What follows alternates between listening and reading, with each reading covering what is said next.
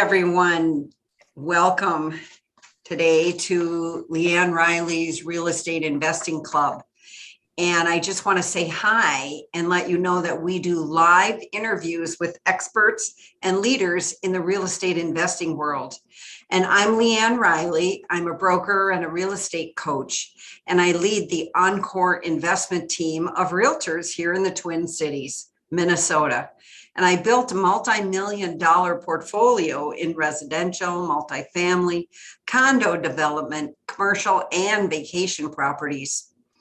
As a national coach, I help people get started or scale a portfolio without confusion or fear with my proven profit formula coaching program.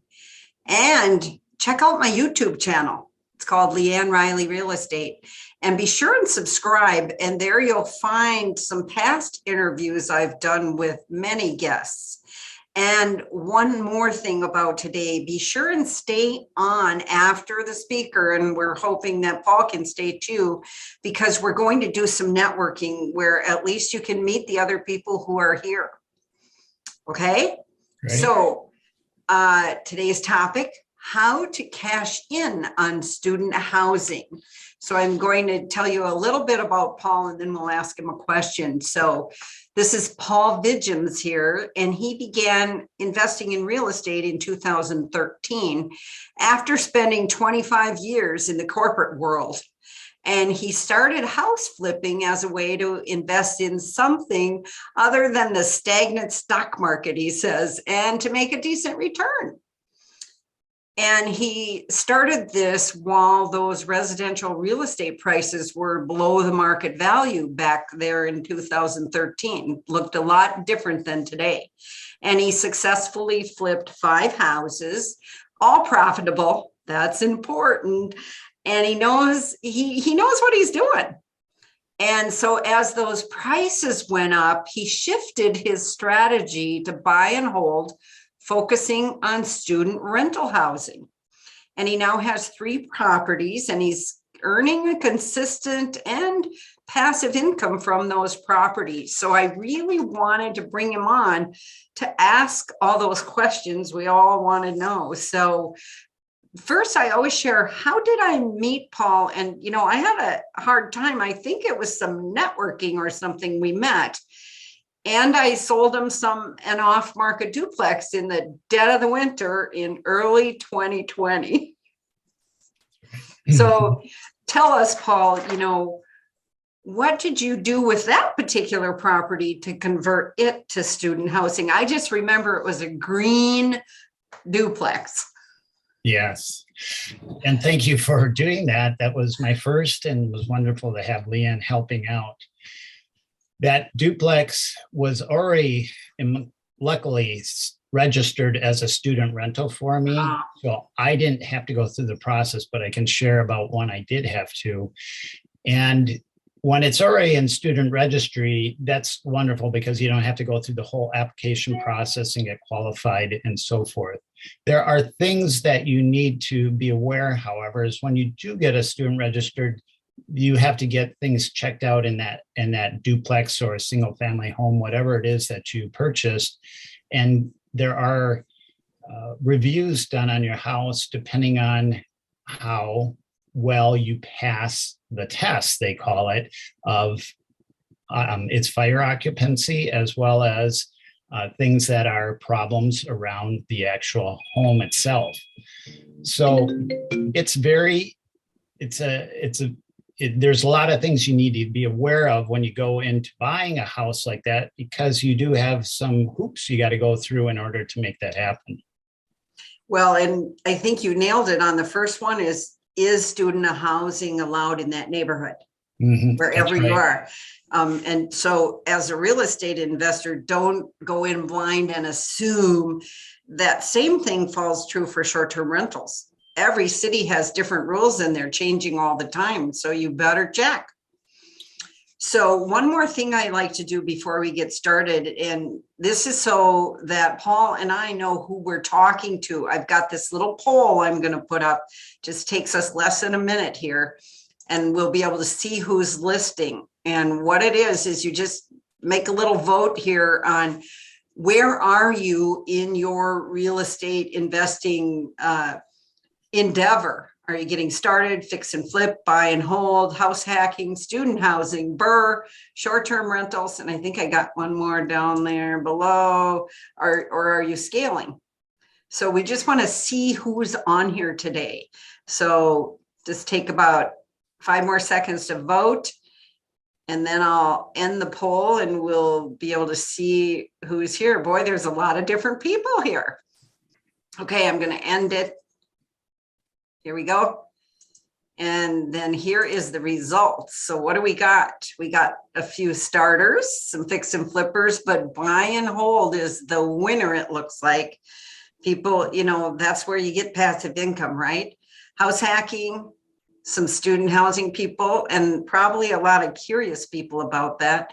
The BRRRR, the short-term rentals, we got a little bit of everybody, and I don't usually see all the categories checked. So there you go. There's our little poll of who we're talking to today. So in the chat box, participants, is where you can put a question and we'll try and get to them all, okay? And I just want to say, hey, we have people on here all the way from New Zealand. That's pretty amazing, right? Absolutely. So, yeah. So let's get going. And first, Paul, tell us your story and how did you get into the flipping houses even in the first place? Sure. My previous employer, I was in the project management world, but it was definitely in financial management and technical management, operational management. And I was a director at Ameriprise for many years. I used those skills because that was a piece that I was very easy for me. I also found out I was very handy in what I did from a standpoint of developing houses, and that means doing things like framing, tiling, cabinetry work, things of that sort. I knew I could do that type of work. When the market was at a good point in 2013, I had left my employer, got a nice severance package, but then I took it on and started to look at things in real estate. At that time, the real estate market was very good. Like you mentioned, prices I could get through or below market. And it was wonderful because I knew houses that were, and this is what something for all of you, don't be afraid of places that look terrible, because those are the ones you really can be profitable on. If you have people, contractors or yourself to be able to do the work, you're really going to be able to make out on those types of houses. Little elbow grease will help in the long run. I found my first house when I was in flipping, and it was in shambles. It needed everything from the shakes on the outside to, everything, all the rooms throughout the house. But I knew that there was a possibility because I got the house for well below market. And I think many of you have heard of that. As you look at market price, you look at the after retail value, meaning you're taking in whatever budget you're going to put in the house, and then compare it to comparables in the area. You have to know that, and you have to have somebody that's going to help you do that, being a real estate agent or somebody else. You got to be able to have those in your hands, because if you flip that house and you just flip it below, or I should say you price it high in that neighborhood, you may not ever get it. Yes, there's a lot of great upgrades you've made to the house, but you have to be careful how much, and you have to get a feel for that neighborhood. Same goes for student housing. So true, so true. So in fact, now it reminds me, we looked at a flip together. I remember that. Yes. That was cold and snowy too. Yes. But yeah, you have to have vision, don't you? Absolutely. You got to have a feel, get to understand costs of major areas such as your electrical, your plumbing, your HVAC. Those things are all behind the walls and back in mechanical rooms, but those are the most expensive pieces. That's the pieces you really want to get into. And then, of course, you have to look at the roof, the windows, and those are the second most expensive things also. Those are the types of things you want to be able to say, is it worth it based on how many of those large ticket items you have to repair or replace? Yeah, totally. Okay, so, from your other career, then what your project management skills, that's what you said that, Right. because a fix and flip is a total project management issue, isn't it? Yeah, absolutely, LeAnn. If you don't have the ability to do that, and you may have to hire a contractor or somebody else to be your project manager, but then again, you're having to pay those costs for that person. Because I had that skill set already, I just shifted those priorities or how I did it in my financial world and used it the same way I did on a project in a building. And you have to understand the order of events, starting, like I Totally. mentioned, all those things around electrical and HVAC, those things all have to happen before you like, hey, I want to change all those cabinets. Well, that's great. That comes way later down the road. You really got to look at the things you got to get done behind the walls, and then you can start doing the decorating or remodeling portion of it. Yes, totally. And just like you said about those egress windows, you need to get them in because that's structural. Right. And yeah. Yep. You got to do a lot of framing around that. And obviously you can't do electrical and HVAC unless those things are done first. And understanding those order events is key. So I'm curious, are you an Excel spreadsheet guy where you have this all on there, or do you use a specific software or what? What I do, LeAnn, is I have the major areas of, yes, I have a spreadsheet and I have the major areas of what I need to tackle. I guess because I've done it so many times, I understand the order of events. Yeah. If, I don't need to put my own slide together to understand it, but if somebody were asking me, I could say that. Yeah, I could say, here's the order of events. And those are the things that are, come naturally to me now, but somebody that's beginning this, it doesn't. And that's definitely that's something that you want to be able to develop that. Absolutely. Because time is money. And if you do it out of order, it's a mess. Yeah. And, the problem nowadays, and I think you all feel it, we all do, our gas prices go up, so our supplies go up and everything, and we don't have people working as much. So now we're running into supply chain issues. We're running into problems. I had to order a set of windows that are taking 10 weeks to get in. Now you think that's long? My original set were going to be 20 weeks. So I had to go down to a different brand to find them. You have to be cognizant on those items that are out farther and understand when you need to order them. Things you need to think about are cabinets way ahead of time. Your appliances are hard to find. Like I said, and now windows are really hard to find. Prices of lumber have gone up quite a bit. Those are the types of things. It's worse now than even other years in that planning time frame. Like you said, if you don't order. And part of your process as either a flipper or investing into student housing is that you've got to understand what your budget is, and you got to understand what's going on in the world around you. There's no way you can do this without understanding the numbers. If you get out of this underwater, there's no way you should be doing that. And even when I do it now, I have to be very cognizant of it. Is this even the right time to do anything? Because of that. Well, when you did flip from the fix and flips over to the student housing, what in the market had you flip? Sure. That's a good question. As I went through the flipping market, I found that my margins started to decrease.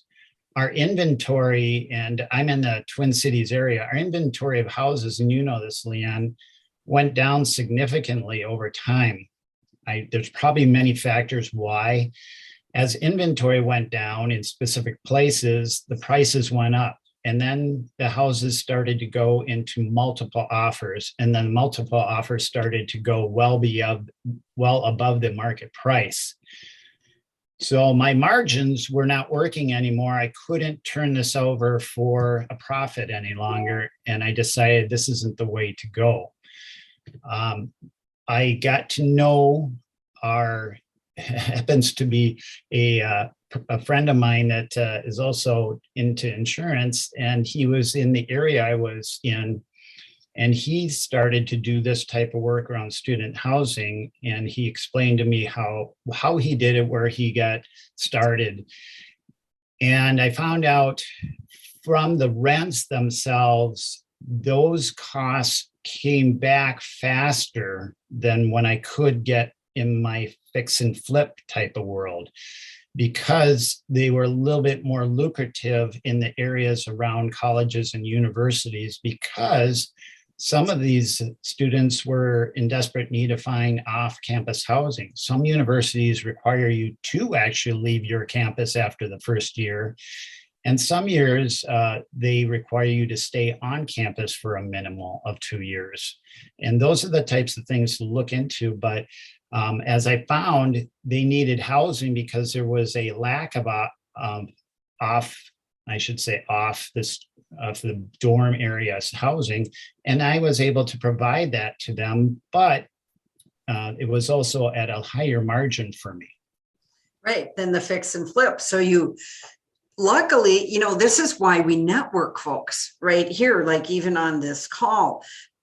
This is why we want to meet the other people, because here it was some friend you knew who, like, it was a small shift in your strategy, because you could still fix, but you're holding and you're doing it a little bit different for higher rents.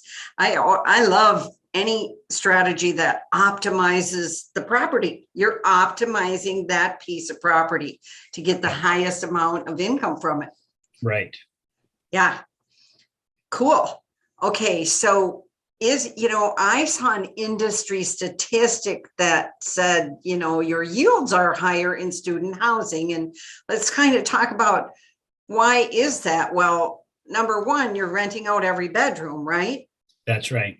So yeah, the way I operate is you rent out by bedroom. And in some cases, like for example, the first house that LeAnn had talked to me, it's really a duplex. It houses 7 people.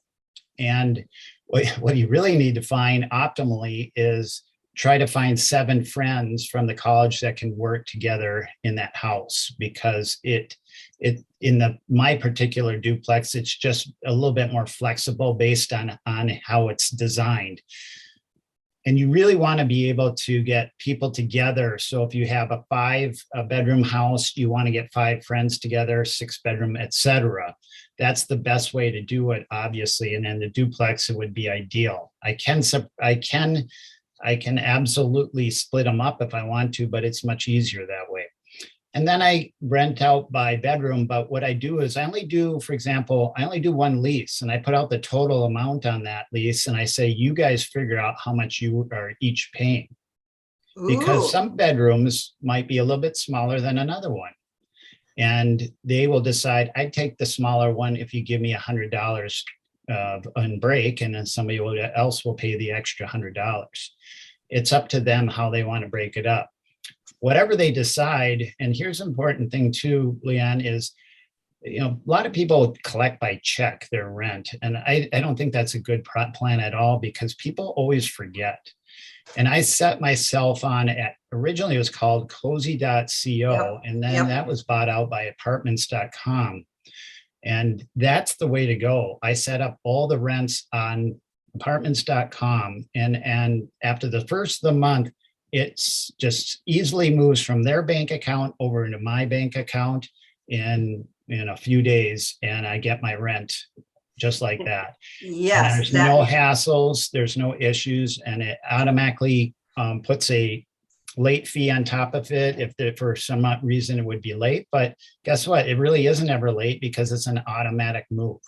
So they set it up as an auto pay, just like their car payment or anything else. Absolutely. That there was a little change when it went from cozy to apartments.com, but hey, that is absolutely the best way for any landlord to collect their money.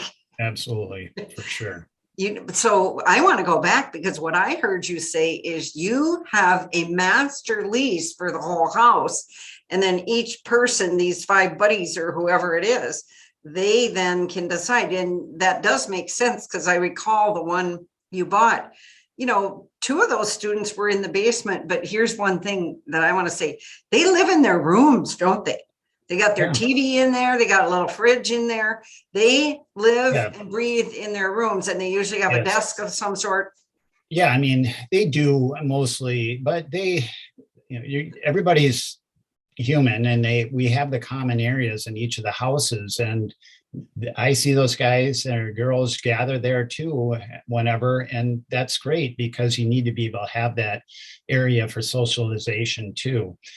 Now, ideally, you want to be able to maximize the house and put as many bedrooms in that house as your locality allows you.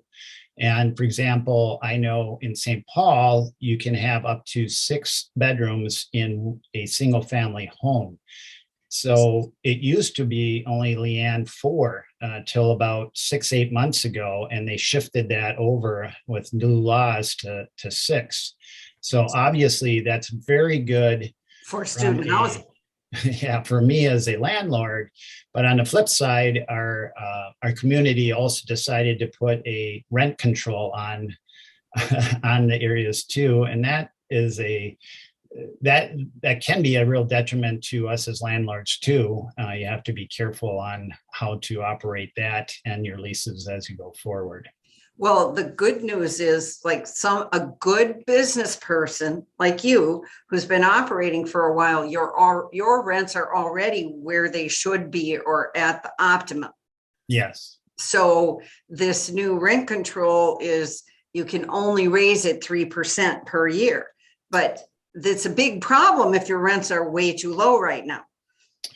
Yeah, I mean, here's a detriment is, me as a landlord, I don't have as much incentive to make improvements to a house, because my property taxes are going up in that same area, supply chain's going up, everything goes up, yet I'm supposed to make those improvements. So I can only raise it up 3%. It sometimes won't cover that, and it's very hard. Won't even cover the taxes. Yeah. And we could go into a whole subject and topic on that, which we won't go, but that's what you got to look for in your communities is what are the rules, and how do you adjust, and where do you put that level of income from your rent so that you can take that forward. Now, somebody asked, what do I pay for apartments.com? This much, 0. It's great. For landlords, it's 0. I don't even think for the tenants, I don't even think they pay. I think it's all done off of advertisements or something. I think they get advertised too, and the whole reason it's done free is so they get their data. Yes. I like that. So, what I read in some article was that a well-run student housing, you're getting about 20% higher than you could if you were just like renting that house or duplex or whatever as on the market, a normal to a family. Yeah, I took a look at I'm looking at a spreadsheet as I'm talking to one of the houses I bought. And what I found is, here's the good news. I bought it for just over 300,000. I put 100,000 into it, and then I'm getting rent at 3,550. And then you have to obviously put in your real estate taxes, utilities, insurance, and maintenance, and so forth. And at the end of the day, if you don't take a loan, and I took a little bit of a loan on this one, and I only took it for the home improvements. I mean, you can make anywhere from 8 to 15%. I'm not certain if 20% is the number to get. I mean, if it can be that high, It may not be, but I'll tell you what, it's way better than anything we're doing in the market at this point. Yeah. And that's what's really nice to know about that portion. It also depends on your community. It depends on the size of the school. It depends on where the school is located. If you're in a metropolitan type area versus more of a less urban area. And each school will kind of dictate where your rent can be set based on two things. One is location to the school. Number two, the quality of your home. And number three, how many students are usually what's the student demand for housing and off-campus housing. And you would get that feel by knowing that, by asking people and seeing what the rents are and being able to understand generally what the average is, so you can do your budget and your forecasting for yourself. Are schools cooperative if you go talk to them about housing? Well, yeah, absolutely. Some schools offer off-campus websites where you can actually put your house on there and advertise it and get people to take a look at it. It's a win-win for both sides. They need to help the students because many might even be from out of town, and it helps the landlords to find the right fit. Right. And housing, typically, we're finding is that I think kids feel a little bit more secure in a housing versus sometimes in an apartment complex. And because of the additional people that are around and things of that sort, keep in mind, kids are irresponsible and leave doors open too. So that doesn't help. I just saw a portfolio in Duluth of student houses, and they were just off market. They're under contract now. This is like 2 weeks ago they came out, and it was 5 single family houses, and they were 4 bedrooms each, a whole portfolio. And some of them weren't that close to the campus, but in the marketing, he said that Duluth is really needing student housing badly. So it didn't matter that it was a ways away. Yeah, you're absolutely right. And some schools have a map of areas that they kind of control of what they can do, what you can do inside of there, and how you, if you can actually put a student housing next to another house. And some of the areas I'm in, the answer is no. You need to be within a certain distance away from another student house in order to get it. So that's something to be careful about too, is understanding what your school regulations are around that university. And some of them don't. Some of them are maybe in a more rural area, and they're just like, if anybody wants to rent it, they can rent it. There are no rules. So depending on where you are and what your school requires, you need to be careful and just understand those. You do, and you need to study up, because like I see this around the Twin Cities near the university, for example. They're putting up all these high-rise student housing thingies. And if you're, you need to be keeping track of what's coming on board. Can it serve? Somebody here says, you need to know your numbers. Like, what is, who is commenting here? But the percentage of students living off campus versus on campus. That's pretty important. And how many dormitories are they? Do they have? Right, exactly. And that's what I was saying, based on the size of the school, if you have a school with limited dormitories, and I said that's some of them kick them out after their freshman year and they want you to live off campus. So that's a good opportunity for people to look into those type of schools and areas to be able to I should say, benefit from that. So how are your vacancies compared to a normal landlord? Like right now in the market, they're saying 2 to 3%. They're low. Is that true in student housing? The thing is, once you get going, you got to work with your tenants. So if they are going to be done after 2 years of living there, you already want, 6 months ahead of time, start encouraging them to find people to fill that. And you can actually give them a referral fee if you want to, and say, hey, I need to be able to fill this house. Who's next? And sometimes if you've got a good reputation, it just falls into place and they'll find you the next 5 or 6 students to fill Ooh, that. that's nice. And what I found is I've had no vacancies in the 3 houses now that I've had over the last, whatever, 3 years. And what I do, LeAnn, is I make sure I put out a full year lease. That lease is important, and it usually goes from the 1st of June all the way to May 31st of the next year, because that's typically most students are ending their school sometimes in the May timeframe, and let's say mid-May, and then that gives them a little time to wrap up and move out at the end before the next group moves in. And it also gives you time to do things to the house that you need to, like recarpet or repaint or do whatever you need to do in order to get it livable. But aren't they, so I get it that that batch is done, but aren't the new students don't start till September? I had heard of this in other towns where then they would sit there and have the 3 months empty. Yeah, well, in this case, because of the higher demand where I am, it's required. You have to take a full year lease if you're gonna, and you have to remember in one of the universities I'm working in is they have to live on campus for 2 years, and so they're desperate to find something. They'll live somewhere. They're going to be juniors now, so they really don't want to go back to home. They don't want to live with mom and dad anymore. They want to be away, and they want to be able to live on their own. That makes a lot of sense. Okay, so really vacancies has not been an issue. I like your idea where let them help find the next batch, because they're in a fraternity or whatever, and they know those next people.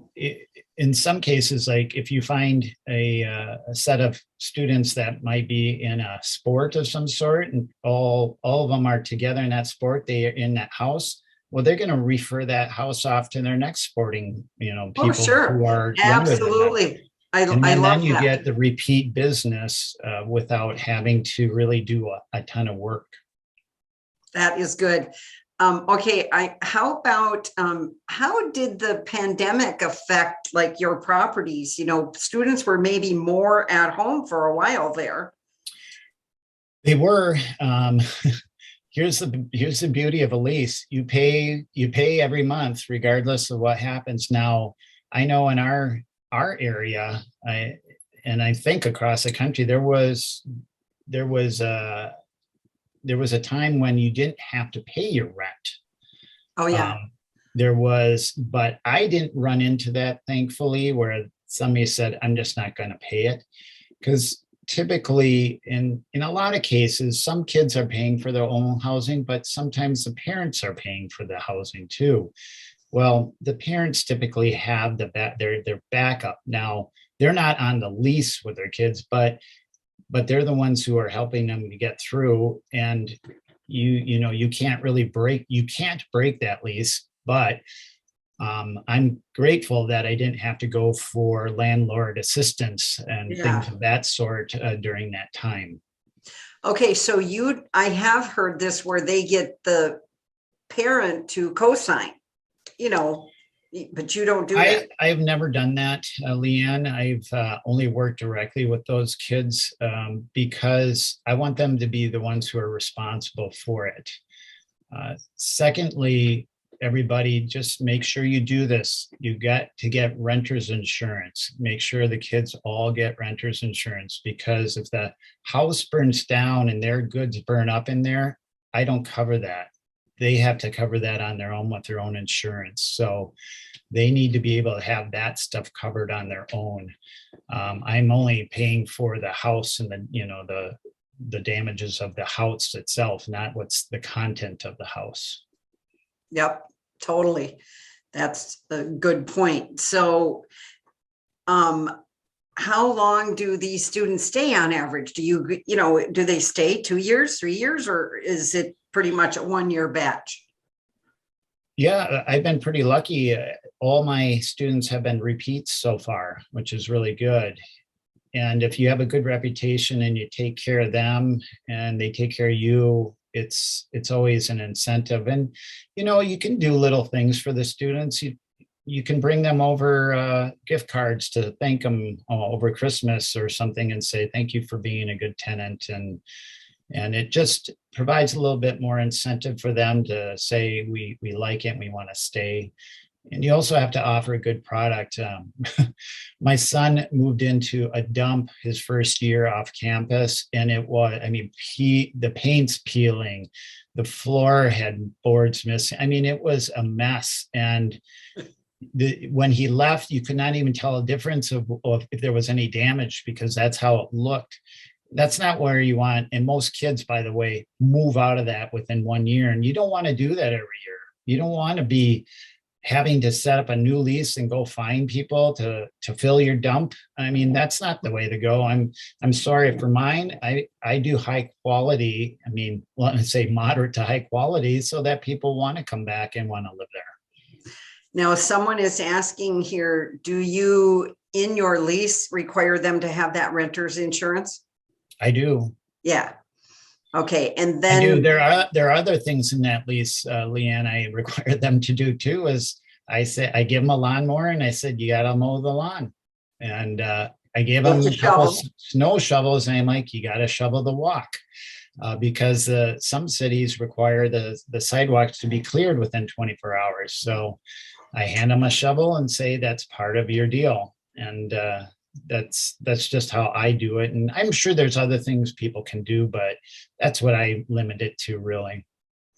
So now what if there's 5 students or whatever, and whatever, health, whatever, something happens and one wants to leave when they're all on that master lease? What do you do? Has that happened? I haven't had that, but I do put in your lease. You should put in there that you can have, what do I want to call it? Sublet. Okay, so they could find a new student to take. They can find somebody else to fill that role. Okay. Unfortunately, if they leave due to whatever circumstances, I mean, a lease is a lease. It's a contract. You have to pay it, and the other students really shouldn't have to make up for it, obviously.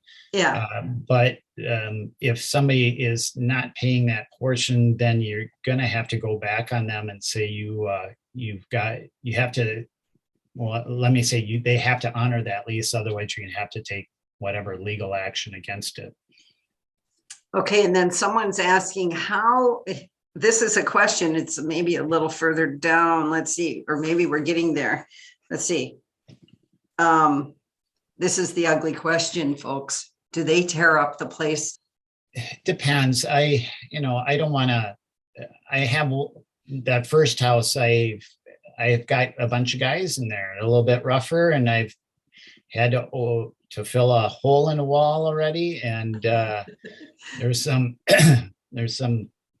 trim that's fallen off, and there's a few things that are going on in there. And the answer is, yeah. I mean, you do, and you have to be a person that if you want to manage it yourself, like I'm handy enough to be able to do all that stuff.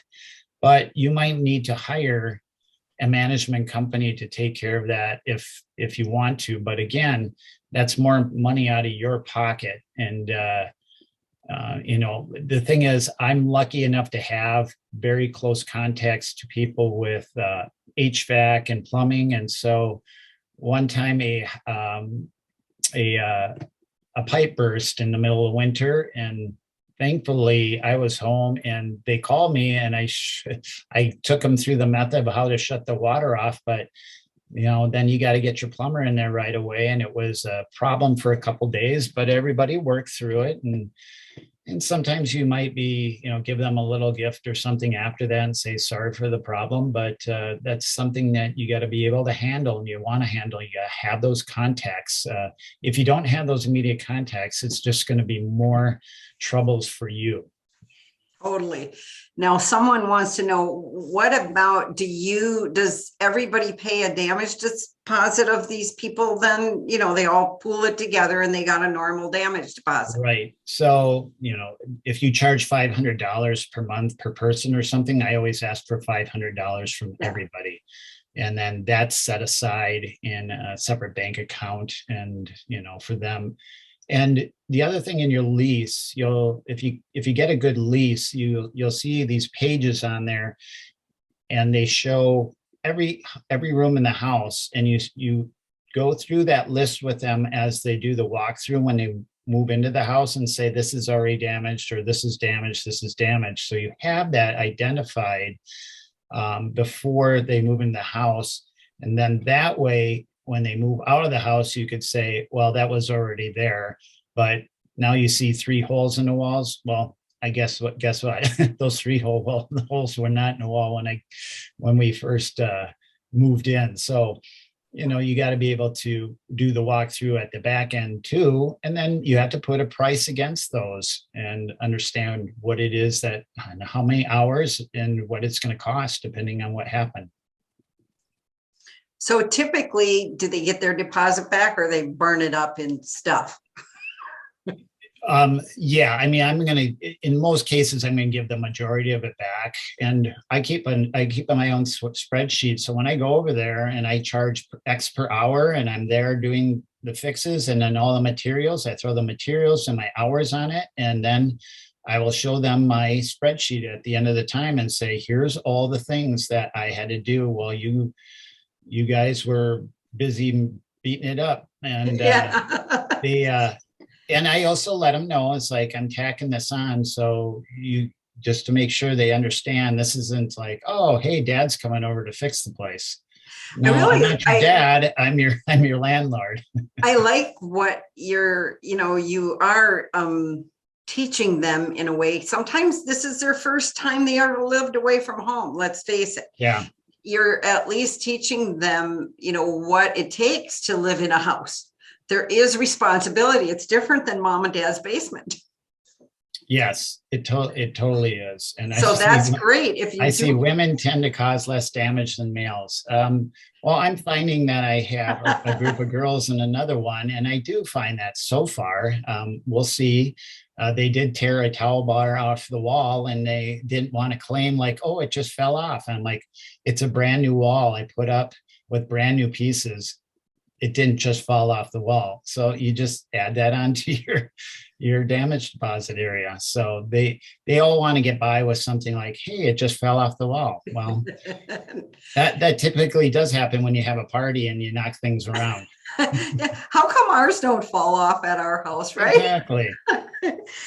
Someone is asking, how do you protect against furnace failure or water damage when the students are on break? Do you have those center point, the Service Plus? Because I have the contacts already, you don't need it. I don't need that. The answer is if you don't have those are absolutely the best. Those are great. Yeah, we don't have security sensors on everything, when they're gone. And I do have a group of guys that they were gone during what they call January, and when they don't have school. But I would go over there every week to check things out. And it happened to be the time when I was fixing the hole in the wall. So I was just monitoring and making sure everything was done and working as it should. But yeah, you got to understand the quirks of your house too, to be able to say, I have to put heat tape on one of our pipes because they froze one time. And guess what? I fixed it with heat tape for now, but I make sure that they plug it in and it's working during the winter months. And then we'll take it off during the summer, obviously. But those are the types of things you don't want to happen. Yeah, you're right. That's student housing in cold Minnesota he's talking about. Now I see Tim here has student housing in another state, and he has property management. Well, you would have to, you could never, there is more visits probably in general that, yeah, you definitely need somebody who's willing, going to go over there. Yeah, I would say, I'm typically visiting each of the properties. If not for a maintenance visit, just to visit them at least once a month. And then there might be a maintenance, they may have you do a couple things. But for example, those bigger items, I think I saw something about a furnace. I mean, the only reason I need to monitor the furnace is if if it wasn't working for some reason. But when the kids move out, that's a good time for you to do a maintenance check and have somebody come in and do a look at your furnace and things of that sort to make sure they are working right, and do your cleanup and do your maintenance. That's a real good time to do it so that you don't run into it the next time. Furnace filters are responsibility of the kids, but I do put out a monthly text a lot of times and say, did you change the furnace filter? I supply the furnace filters. I leave them there because I want them to. Right. You don't want to buy the wrong one anyway or whatever. Right. Yeah. And I don't want to go over there and do a 5-minute task. I want them to do it. I also kind of want them to understand what it takes to run a place. What about rules and regulations about parties, or do you have any? Or yeah, inside my lease, I put there are no parties allowed. Do you think they follow them, LeAnn? No. So, yeah, I ran into one of my properties where we had noise complaints 4 times, and it got to the point where we were getting, possibly getting restrictions from the university if they. Because in some communities, the neighbors can go to the university and say, we want to talk to the off-campus housing representative. And then once you get into that situation, it starts to escalate. And you don't ever want to get there because possibly you could lose your privilege to have a student rental house. And you don't want to be known for that, to be that house and going that. So the thing that I would say is you got to nip it in the bud. I write emails and I keep emails, and we keep the records of all this stuff. And I actually went to the house and met with all of them one time and said, we're having a sit down because we are not going to go through this again. And then you do become, kind of like that parent, but you have to talk to them and say, this is not allowed. You guys have now busted through your rules and regulations, and you can show them the lease and say, you are going through this. And I've threatened him. And I said, and it got bad. I said, if you don't fix this, I will not release to you. And they panicked because they want to release. So they didn't throw any big noisy parties anymore. Well, it's been under control quite a bit now. Yeah. Yeah. Cause I can see, sometimes this can happen where, they invited 10 and 40 show up. Yeah. And, it depends. If they have people over and they're inside, it may not be a big issue, but a lot of the times they were outside. It was beautiful days outside, and they went well into beyond midnight, and music's playing, and yeah, and they live in a neighborhood. And then some of you are saying, well, it's better to have it in a student rental zone. Well, the houses where I have, it's not student rental zone. It's a community of people who live there, and it's a community of students who rent from there. And that's just how it goes in that community. And, we have to deal with it. And I explain to the students that, no longer don't live in a dorm. You actually are a citizen of a community, and you have to act like one. You are a dad, but they need to learn these things. Yeah. Okay. And what about parking? Does that become an issue? Do all these people generally have a car or what? No, they don't. That's what I many thought. of the students, and like the guys I have in my duplex, they're all from Chicago, and nobody brought a car. So I don't have a lot, but in most of the places, and when you buy a student rental house, that's another key thing is, what are you looking for? I have a 2-car garage on there, and another one I have is a 2-car garage, and both of them have parking pads with them too. So you really got space for 3 there. And then there's parking on the street. In some universities, you have to look, because as you get closer to the campus, they will have permitting signs out there, and the students then are responsible if they want to put their cars in the street is buy. I think it is, they have to buy or purchase or apply for a permit to be on the street. So you have to get the sticker that shows it. And so, yeah, you got to be cognizant of that. And it's also good to be able to have those places for them in the garage.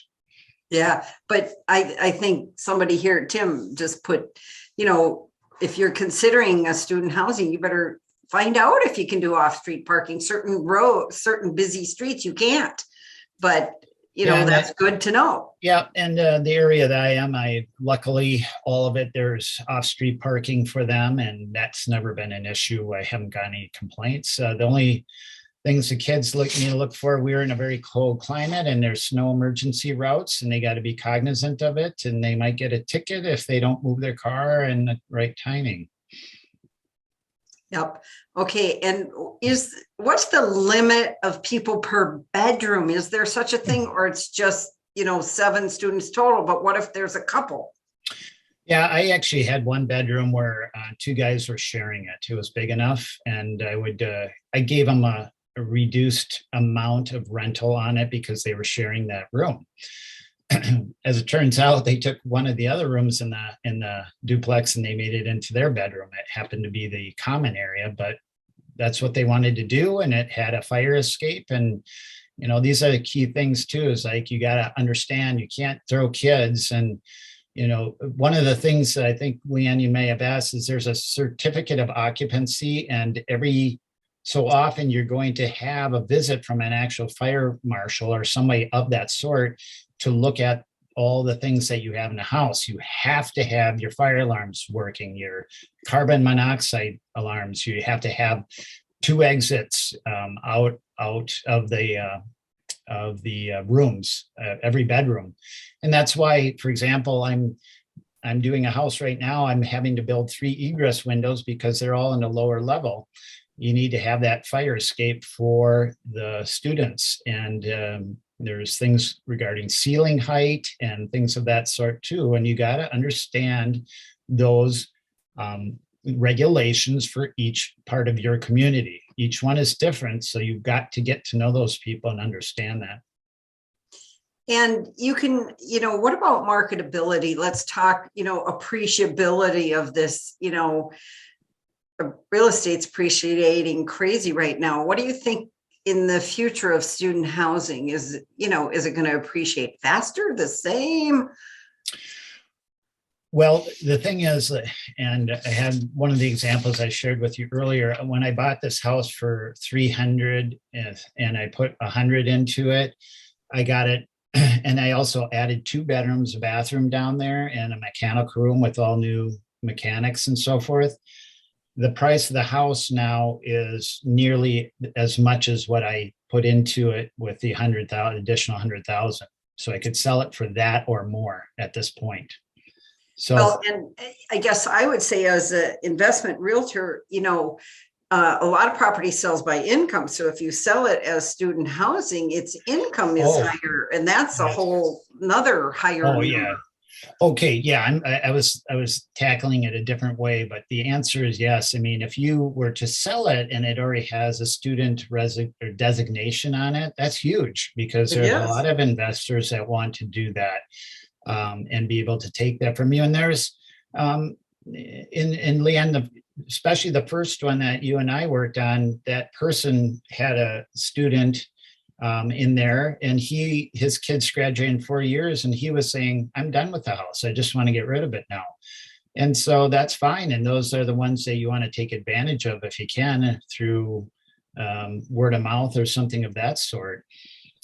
But yeah, I mean, the income, of course, is a passive income, but obviously the things you're looking for is it covering your full loan amount? Is it covering your property taxes, right, your insurance, everything? If it is, and you're still making 8 to 15%, you're doing pretty good. Definitely. Okay. So, and did I know you don't necessarily always use, can a person get traditional financing on student housing? I would think so. Based on the income. Yes, absolutely. An investor, yeah. Yeah, and I actually, because I have my own LLC, then on this house that I just bought, I actually got a loan, but it's a commercial loan because that's how I could qualify to get it. And it's really used for home improvements. And the rate is probably 1% higher than what you would get on maybe another type of loan, but I was okay with it because they were able to give it to me right away, with, and be able to use the house as their collateral. And it really wasn't that hard to do. Yeah. And seeing what the rent payments would be, and you have to provide that, it's really a no-brainer for a bank to be able to lend that money. I agree. I have a lot of investors buying properties with commercial loans, single house, single family, duplex, whatever. A lot of them. It's Right. faster and easier, especially if you're a portfolio builder and you have a relationship. Right. Yeah. Okay. And, what stats would we check at the school about that rentability? Is there any, obviously, how many students are coming in new and things like that? Is there anything else? Well, it's really the demand. It's understanding the students you have right now. If people are saying, "Hey, my sister is going to this school and she wants to rent next. Do you have availability?" All of a sudden, you're getting phone calls from people saying, "Hey, I got a group of people. I need to rent something." So you can understand that there's a demand for it or not, just based on what people are out there looking for, or if you're getting any notifications for it. But I haven't done any stats, LeAnn, with any universities to understand what, who's on campus, who's off campus, what's the demand.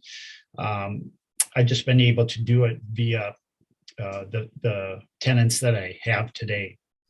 Okay. And then it's like if you're doing a short-term rental, there's certain things you do special. If you're doing student housing, it's really about the bedrooms. And is there anything else you would do special, like in the common areas or something when you're doing this remodeling? I mean, you always want to be able to have it in an area where lots of people can gather and be able to have, like, I put outlets in certain areas in order to put TVs and things of that sort that people are going to want to hang. I no longer do cabling or any type of wiring for that because everything's done wireless now, and they all can just get a modem and be able to set themselves up. So I might do things like in the outlets to be able to have the plugs in there for your phone to be able to do that. And, it's a little convenience. And if you show it to them, they think, "Oh, that's really cool."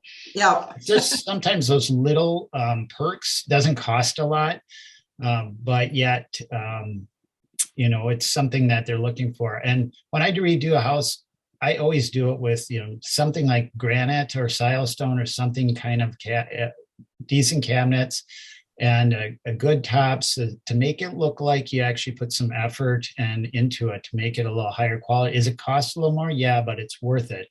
I mean, you can reduce your costs in some of your tiles you use, or if you just use an insert in the bathroom versus tile, those are cost savings there. And you got to think about that as you do your budgets. I was thinking too, your competition, these new higher rise or these student housing, they're pretty swank. That's your competition. It absolutely is, LeAnn. And I know I can get higher dollars for some of them because I put my dollars into it, and they want that. And they want to feel good about where they live. They also want to feel secure. They want to be able to have a lock and a deadbolt so that they can do that type and make sure they're good. I don't obviously do any security cameras or anything because that just gets way too expensive on your monthly bills.